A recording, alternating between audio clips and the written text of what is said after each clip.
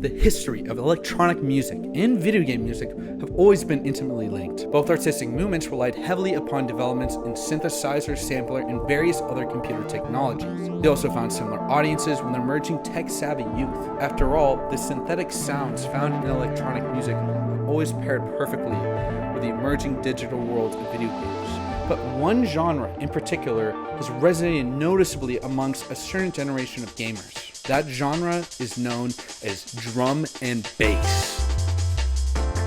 Part 1. Jungle to drum and bass. In order to understand what drum and bass as a genre even is, we should first understand what jungle music is. Jungle originated from the UK as a form of urban dance music. It differentiated itself from other predominantly white dance music scenes by bringing itself back to its black roots. This style of dance music was particularly popular amongst the British, African, Caribbean youth, which is why elements of dancehall, dub, and reggae are often found in jungle records. You never know you can watch it, big in a jungle. We will tell everybody, watch it now, man. Me a the nutter, original man, nutter, original man. Peter Harris of Kickin' Records mentions how jungle was originally a derogatory term used by white people to describe the chaotic sound of the music, but it was quickly embraced by the scene. The British music critic and cultural theorist Mark Fisher was well known for his admiration of jungle music.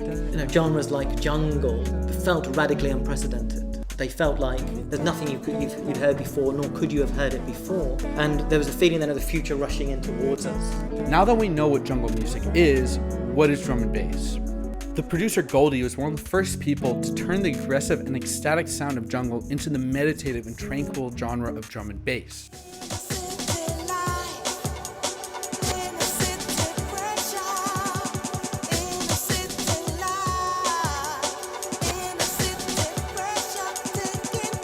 Goldie's transition from jungle as a high-energy dance music to drum and bass was about adapting the sounds of jungle into an experience focused on the mind. Dance music's not just dance music anymore.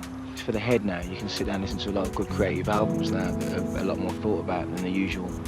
Let's go and have dance and have some fun. It's good to do that. But it's a level of generation, my generation, likes to be able to listen to music a bit deeper. With this change, electronic artists like Aphex Twin and Square Pusher began making music that wanted to use the complex drum beats of jungle to create a more intellectual music experience.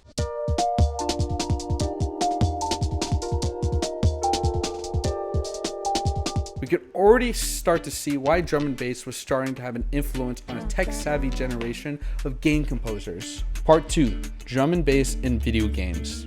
Some examples of popular games that use this include Bomberman Hero and Mario 64, which literally opens with a D&B track on its title menu. Then there's Ape Escape for the PlayStation 1, Grand Theft Auto for the PlayStation 2, which even had its own drum and bass station, as well as Sonic Adventure 2 Battle, and most infamously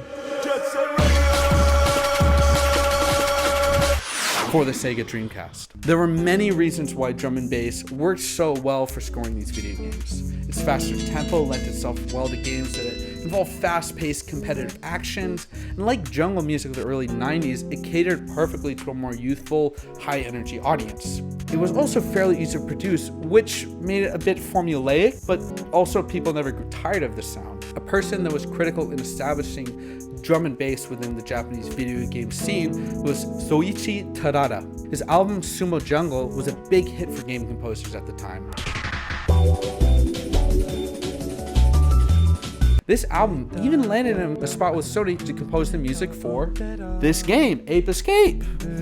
So how did people like Terada compose drum and bass for video games at this time? Like game composers that came before, game composers of the late 90s, early 2000s were still using tracker software.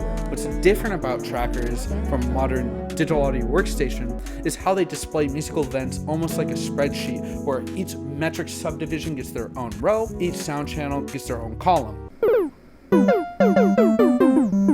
Game composers tried their best to imitate live instruments, but were limited to composing with only a few sound channels and waveforms. Back then, trackers arguably didn't allow for as much freedom as modern digital audio workstation, but they did allow for very precise sounding music. What trackers really helped with for the drum and bass producers, though, was being able to chop up a very specific sample, the amen break.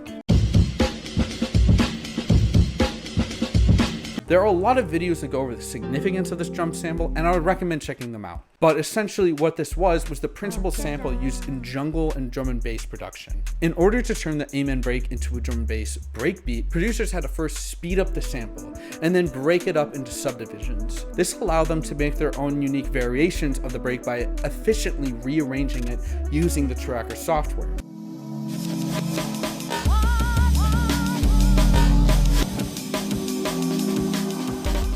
Fortunately for most game composers around the turn of the century, they would have already had plenty of experience using trackers, so producing drum and bass would have been natural. Not to mention that many game composers of this time, like Torada, were already producers and DJs alike. In regards to the instrumental textures, the consoles composers were writing for, such as the N64, PS1, and Sega Dreamcast, already allowed for greater storage space allocated to music. This allowed composers to utilize higher quality samples from sample CDs and MIDI sound modules that they could then load up into their tracker software.